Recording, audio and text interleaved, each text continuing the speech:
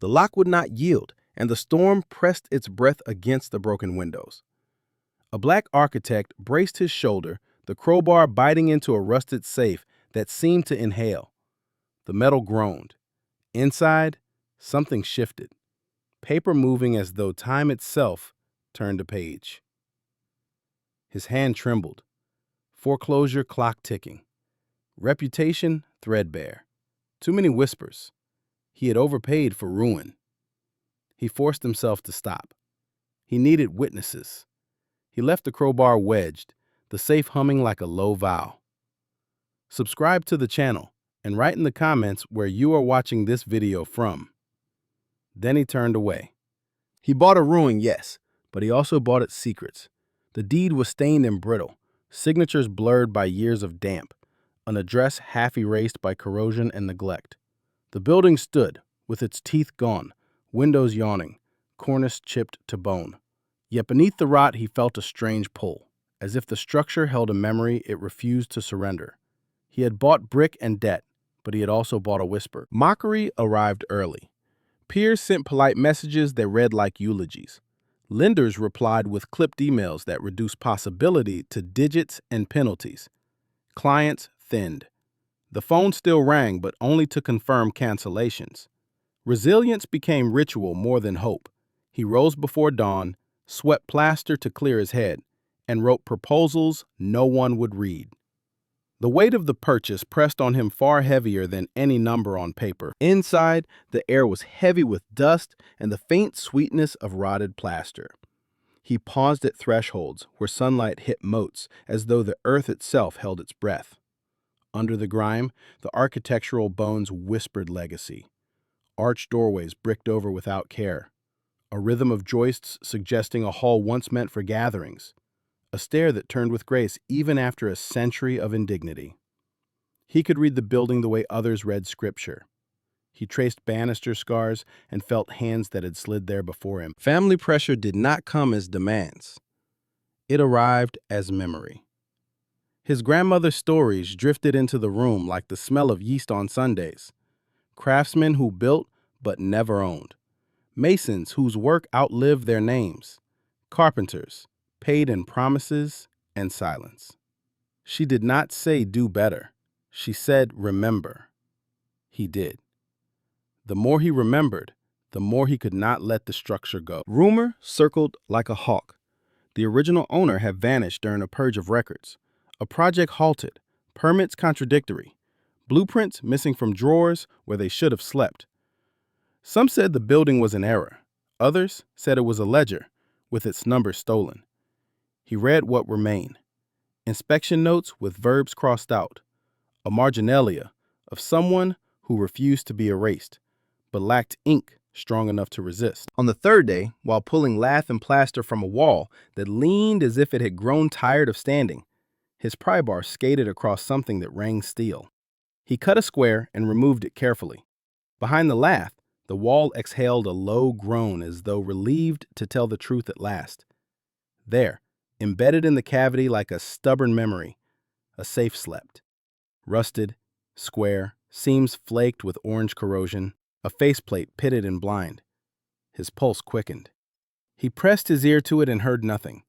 But the silence had weight. He cleaned the edges with patient strokes, mapping rivet patterns, scraping to find a maker's stamp half-eaten by time. Property of nothing. The rest lost to rust. He felt the unease coil beneath his determination. If it opened, what would spill out? If it did not, what would be lost? Either way, the clock did not pause. The bank's portal showed a date no human voice had yet delivered. As the door closed behind him that night, the building's quiet followed, heavy and intimate.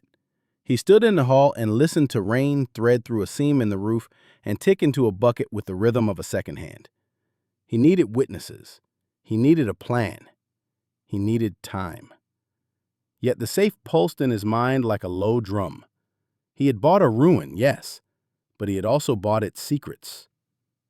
He must open it, but not yet. He wanted provenance, not rumor. If he could prove what the building had been, a cooperative hall, a guild shop, a sanctuary of labor, the city might grant time, and time was oxygen. He wanted a thread to tie the ruin to purpose. He wanted the bank to see beyond ratios to a ledger of dignity. Yet beneath his determination, unease coiled. The safe stood like a sealed lung. He believed it held memory. He feared it held nothing. Blocks rose immediately. The tumblers were corroded into a single stubborn core. Hinges seemed welded by time. Floor joists beneath the alcove were brittle and bowed, threatening to fail the moment he brought force. In the city archives, the silence was worse than refusal. Requests returned with the same gray sentence.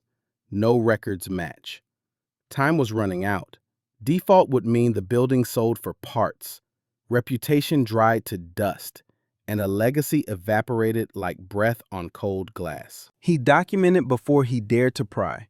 He traced the safe's seams with graphite, noting where corrosion bit deeper, where the plane wavered. He logged each rivet pattern and took careful photos, enlarged until the pixels became a map of decay. Near the base, a maker's stamp lurked beneath a rind of corrosion. His blade scraped patiently until letters surfaced and then drowned again in rust. Property of, then nothing. The truth was worse than absence. It was interruption. Someone had removed ownership deliberately, as though cutting a signature from a page. He began with penetrant and patience. A day of oil and brush, soft taps, listening for a different note in the steel. The safe answered with low groans, the kind a body makes when asked to stand after too long on its knees. Nothing yielded. He set a heat blanket, coaxing the metal to expand and break its own memory. The room filled with the clean, sour smell of warmed oil, with the sweetness of old plaster waking. He tightened his grip and turned. The dial did not shift. The hinges did not blink. The following days passed in the blur of labor and sweat. He supported the floor with temporary ribs of scrap timber, triangulated to distribute the strain, as if bracing a sternum before surgery. He cut away the surrounding lath to create clearance for tools, humming to keep his nerves steady. He marked the surface with chalk, sketching stress paths, convincing himself that steel could be persuaded by geometry. Time was running out. The portal blinked its date, cold as a verdict. In the crawl space, his flashlight found a microstory lodged in spider silk and dust. A newspaper clipping, brittle as onion skin, wedged behind a joist. The headline praised benefactors for reorganizing colored builder guilds into a more efficient civic committee, a phrase that translated easily to erasure. Photographs showed men in suits, smiling, while craftsmen stood 3 steps back. He slid the clipping into a plastic sleeve, anger steadying his hands. He felt the shape of what the safe might guard, the ledger of labor that official records had starved of ink. We will pause here.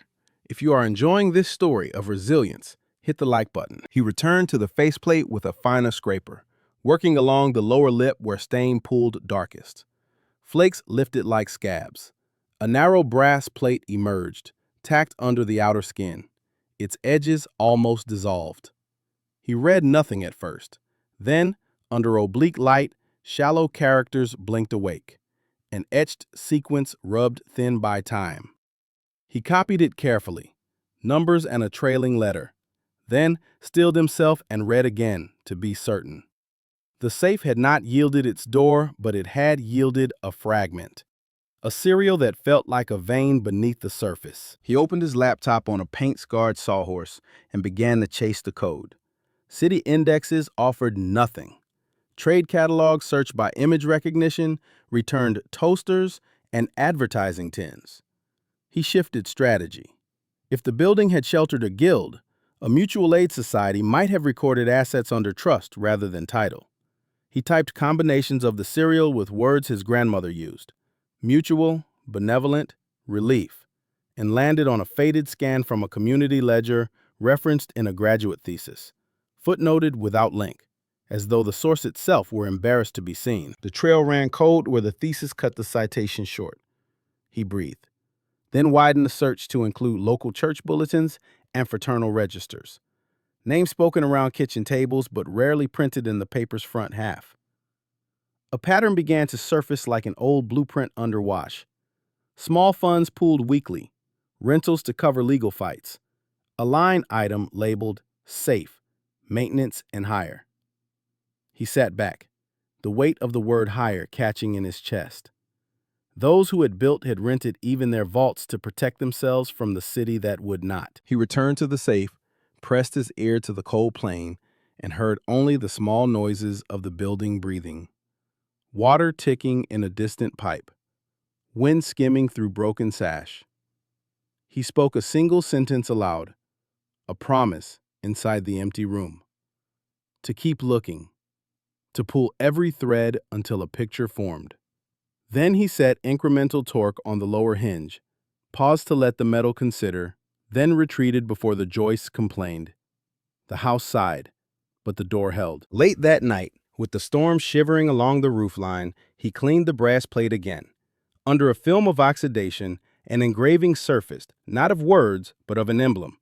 A square within a circle within a tilted square. Geometry nested like a quilt. He did not recognize it at first. He sketched it anyway, lines crisp, hands steadier than his breath. He filed the drawing with the serial and clipped article. The safe had offered 3 things: resistance, a number, and a sign that felt older than permits. Time was running out. He was not done. He wanted the serial to become a spine for the story he could present to the city. Connect number to ownership, map to memory, and the designation application would not read as plea, but as proof. Yet, doors closed with soft bureaucratic certainty. Ledgers arrived redacted, columns blacked as if grief itself had taken a marker to history. A clerk said there was no record that matched, voice neutral as the surface of a lake that hides a depth. Time was running out. The bank accelerated. An eviction date appeared in his portal without ceremony, a quiet cruelty that took his breath. He felt the building listening as he read the notice aloud to an empty room, the rain threading through the roof seam in a metronome of urgency. He printed the page and slid it behind the serial rubbing, not to preserve it, but to remind himself what the proof must undo. He turned away from official channels and followed memory's map.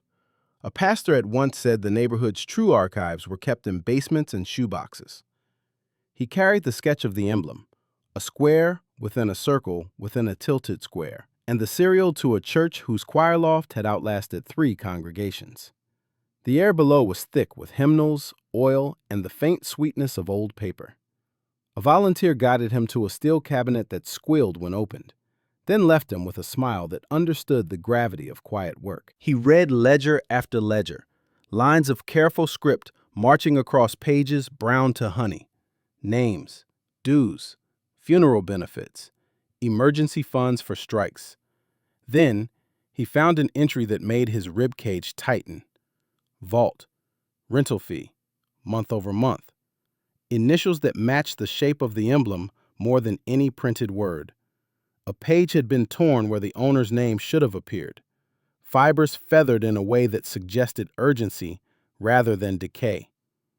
The wound in the paper felt personal. Across town, an old mason sat by a window whose sash stuck on humid days. His hands were weathered maps of labor. When shown the emblem, he exhaled through his teeth and said there had been a registry for the builders when fires were common and arson convenient. Names were etched onto copper because copper could endure flame and water both. He tapped the window glass with a knuckle. They hid it where fire would fear to go, he said softly, eyes on the street. The following days passed in a blur. He skimmed city insurance maps, the Sanborn sheets, photographed at bad angles, streets renamed like witnesses in hiding. He sketched a composite by layering eras, peeling away additions and erasures to expose the older grid beneath. Buildings coded with a letter he recognized from the ledger appeared in a repeating diagonal, like stitches pulling a torn fabric together. The pattern emerged as though the blocks themselves remembered. Geometry was inheritance. He paused and examined the emblem again. The nested shapes echoed his grandmother's quilting motif, a pattern she called steps returned. She had taught him to see repetition as testimony, a proof that what recurs insists on being heard. He overlaid the motif atop the map and felt a shiver run his spine. The corners aligned with lots listed as shared improvement, the very phrase used in obscure zoning to hide cooperative work. He filed the application for historic designation anyway, knowing it would be rejected without documentation, but needing to begin the clock the city understood. He wrote with measured language: cultural landscape, intangible heritage, cooperative labor. He attached the serial rubbing, the ledger entry with its torn mouth, the map with stitched diagonals, and the emblem braided to the quilt square in pencil. He pressed submit and listened to the building like a physician to a chest. The next morning, an email returned his effort to him as refusal. Closed collections, staff shortages, incorrect form. The clerk's sentence was brief enough to feel careless, but he heard in it the long fatigue of people who kept doors and were told to shut them. Still, the thought gnawed at him. What if all the names were under his roof, and he had been stepping on them? He took chalk and marked the floorboards where the diagonal met. He measured the distances between joists, counted nails that did not match the carpenter's rhythm elsewhere. There, beneath a thin edge of baseboard, a seam no wider than a fingernail ran true. He slipped a blade into it and lifted carefully. Dust exhaled with the sigh of a held breath released. The cavity held only splinters and a single copper tack, green with age. He did not curse. He sat and thought. As the door closed behind him that evening, he carried the quilt square from his grandmother's last letter to the drafting table and pinned it over the map. He traced the motif again until the pencil left a faint shine on the paper. Then he turned to the safe and pressed the chalked emblem lightly against the face, aligning corners with rivets as though the steel might recognize the pattern. It was superstition, perhaps, but also respect. He stepped back and saw how the dial scars mirrored the motif's angles. He slept little.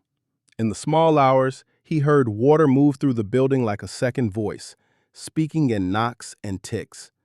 He whispered to the house what the clerk had not: "I am still here." When dawn came, he returned to the church and asked to see storage that was not listed. The volunteer hesitated, then led him to a boiler room where heat once collected like summer. There, leaning behind a cracked radiator, he found a sliver of copper etched with names so shallow they caught only when the light crossed exactly right. He did not breathe for a moment. Then he traced the first line with his finger and understood that the paper trail he had chased had never been paper alone. Geometry had led him to metal. Names had survived in alloy because fire cannot destroy what refuses to forget. He wanted the door open before the inspector arrived. Without tangible proof, his application would read like longing. The rain had settled into a steady drumming that made the rafters murmur. The lock core sat in silence, fused by years that behaved like solder. He felt the building's patience thinning, as if it too knew there would be no second chances. The power failed with a soft click, turning the rooms to a dim gray that flattened distance. The sump pump quieted. Somewhere above, a slow leak began its metronome, each drop a threat to the spine of the subfloor. He tested the circuit, then the panel, then his own breath. The outage made the safe feel older, heavier, as though it had reclaimed the room. Collapse was not hypothetical. The joist that held the alcove where the safe sat had the chalky look of timber that had known too many winters. If the subfloor rotted through, he would lose leverage and risk losing the inspector's patience along with the building's elbow. Insurance would shake its head and file away the address as condemned. The community would lose another anchor to corrosion and neglect. He built a brace with what he had, triangulating 2x4s into ribs that transferred weight to sound footing. The geometry felt like prayer. Each cut bit clean. Each screw sank with a small, decisive squeal. He tightened ratchet straps around the safe and the new frame to prevent a sudden slump. Then he returned to the lock with incremental torque, turning the dial in measured arcs that respected a mechanism designed to resist force. The safe sighed, but held. He adjusted his stance and tried again, the bar flexing, the steel answering with a long, low groan that traveled through his bones. He stopped before the brace complained. Patience had to be stronger than his arm. A vendor texted to cancel. The voicemail spoke in cheerful apology about supply chains and weather. He stared at the phone until it dimmed. 10 minutes later, a friend appeared in the doorway without knocking, carrying 2 paper bags and a look that said, "I see you." They ate standing. The friend touched the brace with fingertips, then the chalked motif on the faceplate. "Do not stop," they said softly, voice steady as a plumb line. The weight of kindness steadied him more than protein or sugar. The rain shifted to a harder pitch. He set towels under the leak and moved the buckets a hair's breadth to catch the altered drip. When he came back, the hair rose on his arms. Across the dust, a track of wet boot prints led from the rear door to the hall and stopped near the alcove. On the wall, a fresh pry mark glinted where paint had been lifted in a thin, long curl. Someone else had hunted the same inheritance. He felt the old instinct to narrow himself, to become ordinary in plain sight. He checked the locks, then the windows, then the back alley, where rain made everything equal. The prints dissolved even as he looked. He returned and studied the pry mark as one studies handwriting. Hasty, confident, familiar with a crowbar. He breathed and looked harder at the faceplate, at layers of paint laid down over decades like seasons. What he had assumed was pitting now read as intention. A faint crescent near the dial, a shallow notch under the corner rosette. He scraped delicately with the spine of a blade, removing only what did not belong. Under the layered paint, a narrow keyway emerged, nested into the steel like a secret mouth. It was not standard. It was shaped to receive a pattern rather than a tooth. He held the quilt sketch beside it and felt a tremor of recognition. The keyway's channel echoed the motif's inner square rotated on its axis. He pressed the chalk square against the plate, aligning edges with rivets, then slid a thin brass strip he had cut for shims along the channel. The metal accepted it with a small intake of breath, the slightest give, a language between materials. He tested the dial again. This time, the first number settled with less resistance, as if an obstruction had shifted a fraction. He did not celebrate. He returned to the brace and tightened the straps a quarter turn. Then he climbed to the roof hatch and patched the seam with cold tar in the rain, the smell of bitumen anchoring him to the present. The leak slowed to a patient tap. Time was still running, but it had stopped bleeding. Night came early. He worked by lantern, shadows tall, hands careful. He felt watched, not by malice, but by memory. The intruder's sign changed the room, proof that absence is also a form of pressure. He tucked the copper sliver from the church into his pocket like a talisman. If names had survived in metal, then this lock had been designed to greet those who knew the pattern and deny those who did not. He traced the keyway with a gloved finger and heard the building answer in small clicks. He decided against force. He would return to the church at first light to ask for tools nobody remembered, the odd bits left in cigar boxes in the boiler room's dark. He lowered the crowbar and stepped back. The safe seemed to breathe again, a low, steady hum, neither threat nor welcome. He answered under his breath, not a plea, but a promise to use the pattern and not break it. Rain drummed a steady cadence against the buckling sash as he set the quilt square beside the faceplate, aligning the chalked geometry with the hidden keyway. Time was running out. The inspector's ETA blinked in his mind like a hazard light. He breathed once to quiet the tremor in his hands, then slid the thin brass shim along the channel the motif suggested, rotating it as his grandmother had taught him to turn fabric, on the bias, so it could yield without breaking. The mechanism answered with a hesitant tremor, a stutter that felt like recognition. He paused, listening. The building held its breath. He pressed again, following the inner square's rotation, and set incremental torque on the dial, counting in a whisper. First number, A faint click, distant as memory. Second number, resistance. Then a soft release like a muscle unclenching. He felt the brace take the slight shift in weight and tightened the strap one notch. Third number. The lock stuttered. The lever hesitated, then committed. A dull internal thud ran through the safe, through his palms, through the ribs of the room. He stood very still. Then he pulled. The door did not swing so much as exhale. A seam opened with the sound of paper peeled from old glue. Stale air spilled out, heavy with oil, ink, damped wood, and the faint sweetness of long-sealed cloth. He flinched at the smell of age, then steadied himself and opened the door until the hinges protested. Within, shelves waited like small altars. He saw bundles wrapped in oilcloth stacked with care, their corners aligned in a discipline that made his throat tighten.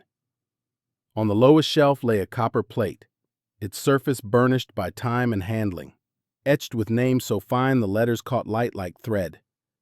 Beside it, a tube marked in careful stencil. Register.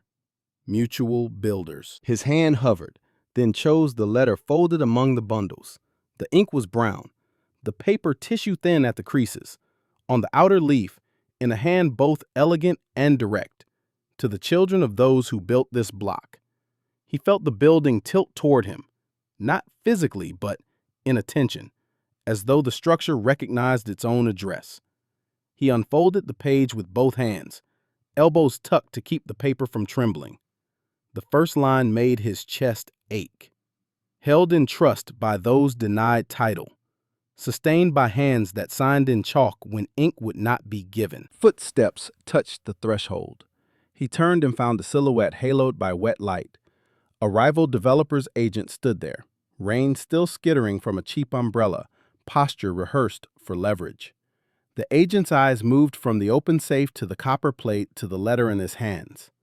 A whisper, sharp and slick as a receipt tearing free. You know liens travel with contents. Be careful what you claim. He did not step back. He read aloud, voice low, steady as a plumb line. Held in trust by those denied title. The room seemed to deepen. The agent's phone lifted by habit, camera open, recording everything as if evidence served only one master. He let them film. Evidence cuts both ways. He turned the copper plate so the names faced the door, their shallow etchings catching the dim light. The agent's expression shifted by a degree, a flicker of doubt, then calculation, before retreating a half step, umbrella dripping like a metronome on concrete. He set the tube on the work table and loosened its cap with reverence. The register slid free with the whine of paper that is forgotten air. Pages unfurled to reveal lists, signatures that matched the copper's shallow marks, dues recorded in tidy columns, a ledger of pooled funds used for mortar, for timber, for legal counsel. He recognized surnames he had heard in his grandmother's kitchen, story quiet names that had always felt like weather rather than lineage. He pressed the palm flat on the page to still his hands. The ink did not smear. The room smelled of ink and rain. From the hall, the agent's voice tried again, softer, as though coaxing a skittish animal toward a trap. Even if you file, designation will take months. The bank will move. There are ways to expedite, at a price.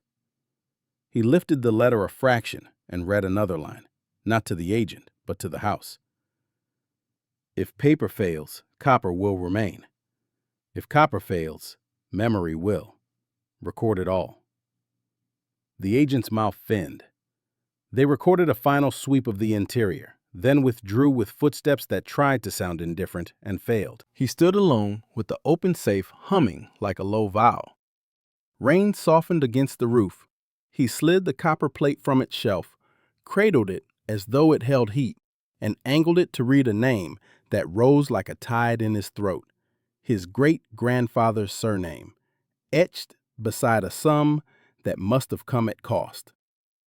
He did not speak.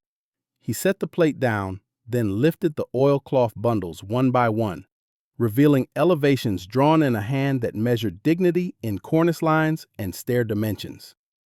The elevations matched the ghost of the building's bones exactly. He closed his eyes briefly. The weight pressing his chest turned, not lighter, but true.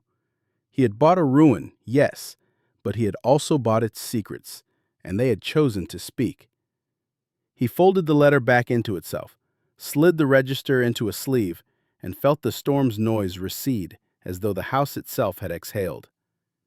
The door of the safe stood open, not empty, never empty again. He spread the contents across a drafting table he had leveled with shims, the surface bright under a task lamp that made every fiber of paper stand up like grain. Cooperative bylaws came first, articles written in measured language that carried the dignity of careful hands. Each clause defined responsibilities and rights for members who pooled wages into a common fund. Signatures lined the margins, not all in the same ink, some in an unsteady hand that suggested a long day's work had preceded the act of signing. He compared them to the copper plate. The same names, shallow there, deep here, an echo answered. Next, he unrolled elevations, front, side, section, ink exact as breath held before prayer. They matched the building's ghostly proportions, the rhythm of windows, the stepped profile of the parapet, the stair run, drawn with an economy that made the landing generous. Notes in the margins referenced suppliers and costs, and receipts tucked into the oilcloth showed funds pooled by black craftsmen who had measured not only timber, but risk. He lifted a receipt for 20 barrels of lime and recognized the surname of a laborer his grandmother had mentioned in passing. A man who kept his lunch in wax paper because tin had a way of walking off. The register anchored it all. Pages laid out like a city's grid. Each line a parcel of trust. Dues, disbursements, repairs, legal retainers. Names appeared in cycles that revealed the cadence of survival. Tight months, flood months, months when funerals bent the column toward sorrow, and others when apprentices joined and the ledger brightened. He cross-referenced the etched serial from the brass plate with entries that listed safe, maintenance, and hire, and found an annotation that fixed the safe to the building. Vault installed, ground floor, east wall. Committee access only. The pattern closed with a quiet click inside his chest. He photographed everything with careful glare control, then scanned every page twice, naming files not by whim, but by a taxonomy that would outlast his exhaustion. He added metadata as if pinning butterflies: date, hand, reference to copper. He printed duplicates, slid originals into archival sleeves, and sealed them against the humidity that haunted the building's breath.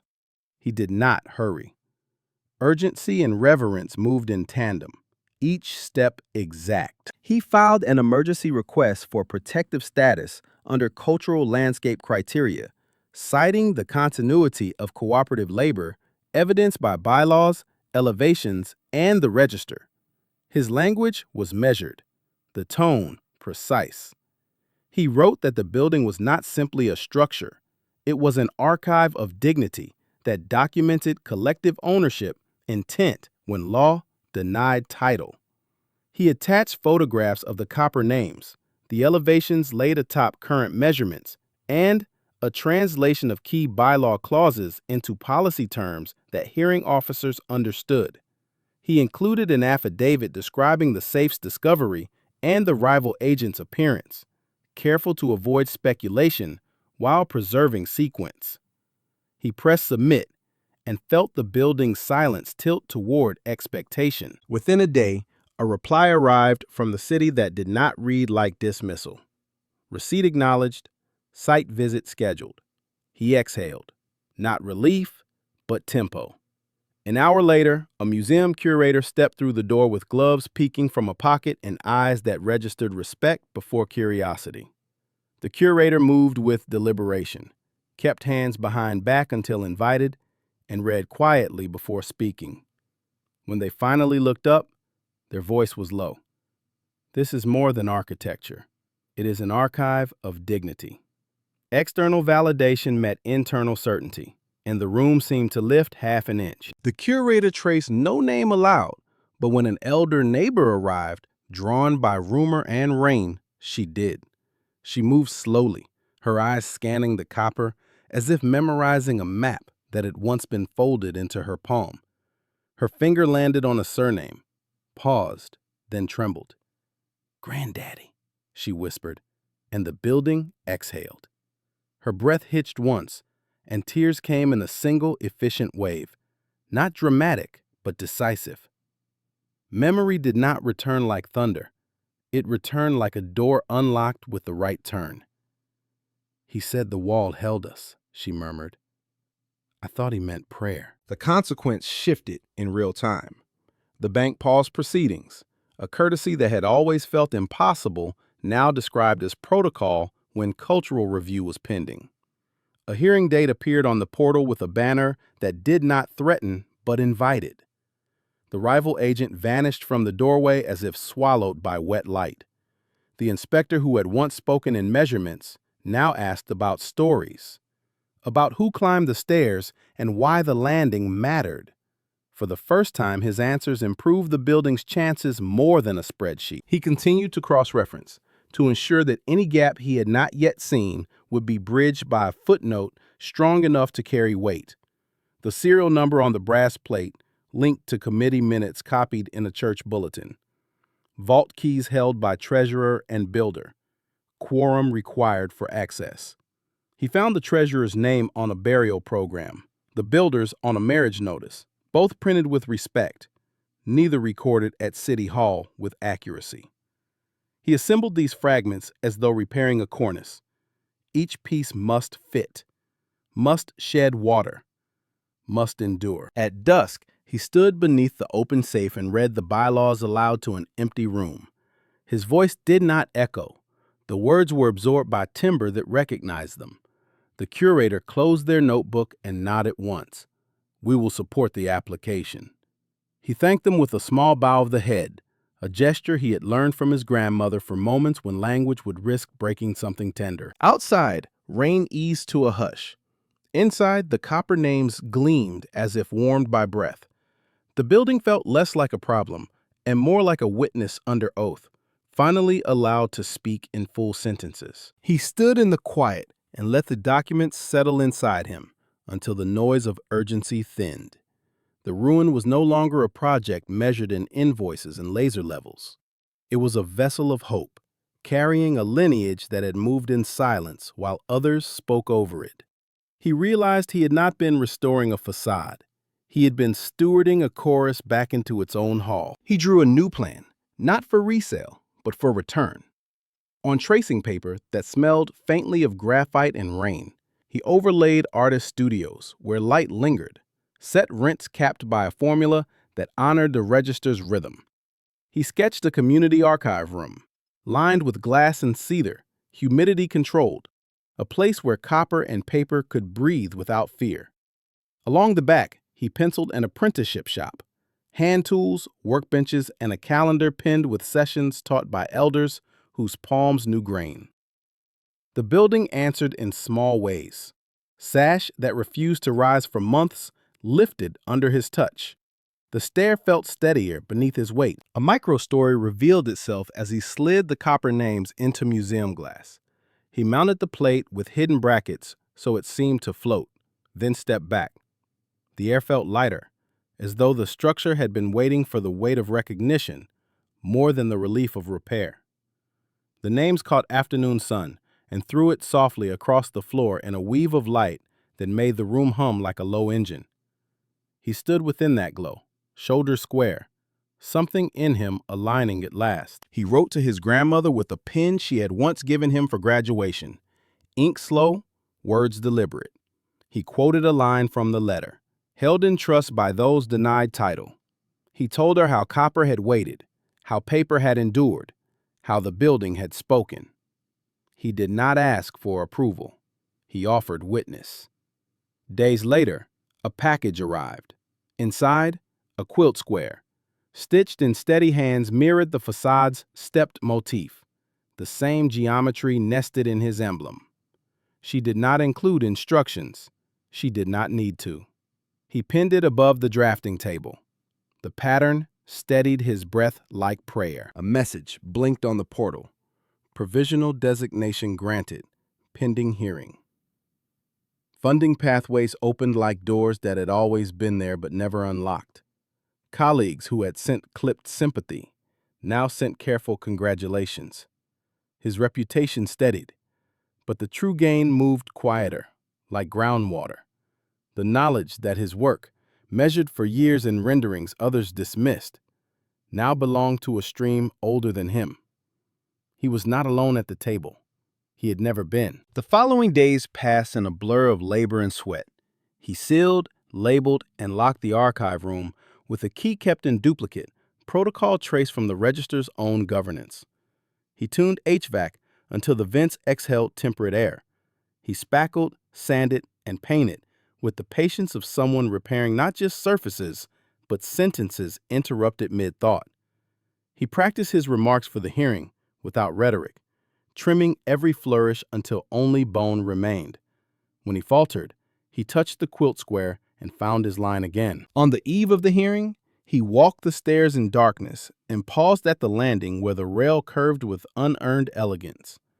He ran his palm along the banister and felt old varnish give way to new oil, a conversation across time. He whispered to the house the promise his great-grandfather might have made without paper. I will keep the door. At the hearing, he spoke simply, the way his grandmother had taught him to pray, without bargaining, without spectacle. We built without signatures, he said, voice steady. We endured without titles. This is our proof. He placed the copper plate on the table, then the bylaws, then the register's measured pages. He did not lift his eyes to search for approval.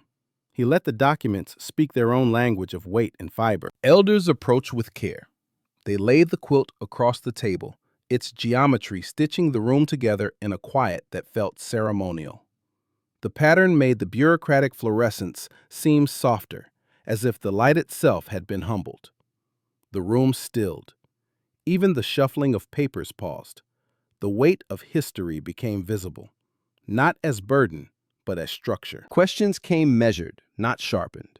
A commissioner asked about the plan for apprenticeships, and he described benches arranged to face both a chalkboard and a window, so hands could watch light as well as lines. Another asked about affordability, and he answered with the register's columns, translating dues into a rent algorithm that would keep the studios within reach. The curator spoke one sentence, precise as a chisel strike. This site constitutes a rare, intact record of cooperative Black craftsmanship. Heads nodded. Pens moved. Decision arrived without theatrics. Protection granted. The building would endure. The bank's counsel pivoted from foreclosure to partnership, with a document already waiting in a folder. Language that once felt impossible, now routine. He signed with a hand that did not tremble.